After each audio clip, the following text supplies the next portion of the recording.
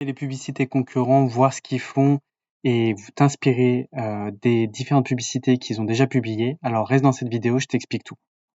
Mais avant, abonne-toi à notre chaîne Communicant Info, voilà, on partage pas mal de nouveaux outils, des stratégies d'entreprise, des idées de communication pour ton entreprise. Et donc voilà, n'hésite pas à t'abonner, à liker cette vidéo et à la partager pour qu'un plus grand nombre puisse la découvrir. Alors, l'outil que je te présente aujourd'hui, c'est la bibliothèque publicitaire de Meta. Donc Meta, c'est Facebook, Instagram. T'as aussi Thread, qui est l'équivalent de Twitter ou de X. Donc voilà, cet outil-là est très très intéressant. Ça va te permettre de voir un certain nombre de publicités, notamment celles de tes concurrents ou d'autres secteurs. Donc ici, tu choisis toutes les publicités, tu choisis les secteurs dans lesquels tu veux regarder les publicités. Et là, par exemple, tu tapes ton mot-clé ou ton annonceur. Donc moi, je l'ai déjà fait pour toi. Donc ici, nous sommes sur le compte de l'annonceur L'équipe. Donc ici, on peut voir que en juin, il y a 2 publicités qui tournent. Il y en a une sur le PSG qui décroche son étoile, donc sa victoire en Ligue des Champions. Donc c'est quelque chose, un sujet du moment qui peut attirer énormément de lecteurs et qui peuvent acheter l'article pour voir un peu l'analyse de ce match. Et puis à côté, vous avez un produit qui est mis en avant, donc un abonnement à l'équipe. Donc ouais, on peut voir que ces 2 publicités sont encore actives, qu'elles ont commencé à être diffusées le 2 juin, donc il n'y a pas très longtemps, il y a 7h et 9h. Ensuite, vous pouvez voir les différentes plateformes sur lesquelles ces publicités sont publiées. Donc là, ça peut être un sacré indicatif. Par exemple, si vous vous rendez compte que vos publicités ne fonctionnent pas bien, peut-être c'est que vous faites vos publicités sur des plateformes qui ne correspondent pas à votre audience. Et donc là, vous pouvez voir un peu ce que font vos concurrents. Vous allez peut-être vous rendre compte qu'ils font que du Facebook, que de l'Instagram, que du Messenger, que du Thread. Donc voilà, ça c'est quelque chose qui peut vraiment vous aider à terme. Vous pouvez voir aussi qu'il y a différentes versions de cette publicité. Et puis en plus, avec la transparence de l'Union européenne, vous allez voir un peu plus le ciblage de cette audience. Donc là, si on clique sur voir les détails de la publicité, donc là, on peut voir la description, l'image qui a été mise en avant, le petit call to action. Donc là, avec Paris Sacré.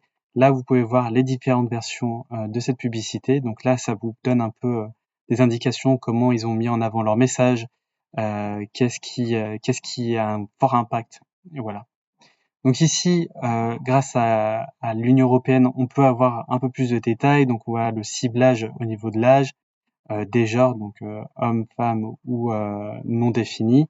Vous pouvez aussi voir la couverture, donc là il y a une forte couverture, voir après à quoi ça correspond par rapport au lieu, la tranche d'âge, le genre, et là vous avez le résultat. Donc là ça peut être intéressant de voir le ciblage que vous allez avoir par rapport à votre audience. Ensuite, à propos de l'annonceur, donc là vous avez les médias de l'annonceur, et ici vous avez le bénéficiaire et payeur. Donc là, bon, il n'y a pas un grand intérêt. Là, ça vous permet de voir un peu les médias de cet annonceur, et voilà. Donc là, vous pouvez descendre et voir que bon voilà, il y a beaucoup de publicités qui tournent. Vous pouvez voir celles qui sont actives et celles qui sont inactives. L'intérêt de voir celles qui sont inactives, vous allez pouvoir voir pourquoi elles sont inactives.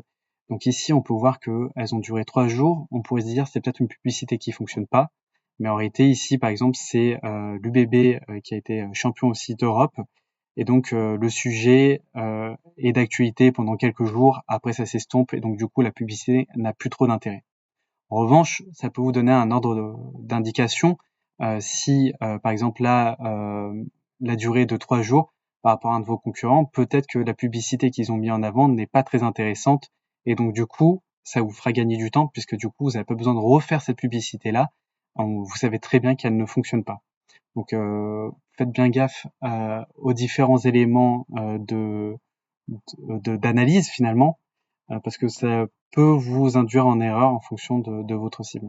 Ici, j'ai refait un test avec Agence Web. Donc là, vous pouvez voir tout par rapport à un mot-clé et non par rapport à un annonceur. Donc là, vous avez les différents annonceurs et ici, vous avez le mot-clé. Donc ici, vous pouvez filtrer par rapport aux langues, aux annonceurs, aux plateformes. Donc là, Meta, Facebook, Instagram, au type de contenu, si c'est une image, un mème, une vidéo. Ensuite, si c'est actif, inactif, et par rapport à la temporalité. Ici, nous avons rien sélectionné, donc là, on peut voir un peu de tout. Moi, ce que je vous recommande, si votre secteur d'activité a très peu de publicité, allez vous inspirer d'autres secteurs qui fonctionnent un peu mieux. Vous avez les agences qui font du Meta-Ad, qui sont plutôt douées puisque c'est leur métier. N'hésitez pas à regarder ce genre d'agence, agence Meta-Ad, et de voir leurs clients et d'aller taper le nom de leurs clients ici, puisque du coup, ça va vous donner des idées. Après, il y a les gros comme Se Loger qui ont déjà tenté des choses, donc ils savent très bien les messages qu'il faut faire en avant. Et pensez bien que voilà, les lead magnets, c'est les petits éléments à télécharger, comme ici le guide du développeur freelance. C'est ce qui fonctionne le mieux, puisque du coup, vous donnez quelque chose en échange des coordonnées de la personne en général. Et c'est quelque chose qui peut vous amener pas mal de prospects à contacter au fur et à mesure. Voilà, donc cet outil est vraiment intéressant. Si vous voulez vous découvrir d'autres outils dans ce style-là, on en connaît plein d'autres, notamment pour TikTok, pour Google Ads. Donc n'hésitez pas à vous abonner à notre chaîne Communicant en Info, à liker cette vidéo, à la partager, à commenter en nous disant qu'est-ce que vous pensez de ce genre d'outil. Et voilà, n'hésitez pas aussi à utiliser Canva pour créer vos publicités après coup, après vous être inspiré des méta-ads. Je pense que c'est un des outils les plus pratiques pour créer ces publicités.